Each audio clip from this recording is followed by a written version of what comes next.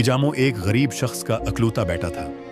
17 साल की उम्र में उस पर कत्ल का इल्जाम लगा और उम्र कैद की सजा हुई। 40 साल जेल में काटने के बाद एक दिन अजामो को अदालत ने यह कहते हुए बरी कर दिया कि यह बेगुनाह है, असल कातिल अब पकड़ा गया है। उजामो कमरा अदालत में जज के सामने बैठा था। जज ने उजामो के आगे एक खाली पेपर रखा और उनसे कह दिया कि उन 40 सालों के बदले उस कागज पर जितनी चाहें रकम लिख दें। रियासत आपको फौरी अदा करेगी। जानते हैं आपके उजामो ने क्या लिखा? उजामो ने सिर्फ एक जुमला लिखा कि जज साहब आप अपने कानून पर नजरसानी कीजिए ताकि किसी और उजामो की जिंदगी के कीमती 40 साल जाया ना हो। इसके बाद वो रो पड़े। उसके साथ कमरा अदालत में मौजूद हाजिरीन की आंखें भी अश्कुबार थी।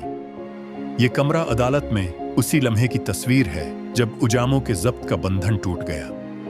हमें भी ये निजाम बदलने की जरूरत है। If you liked my video, please like, comment, share, and subscribe.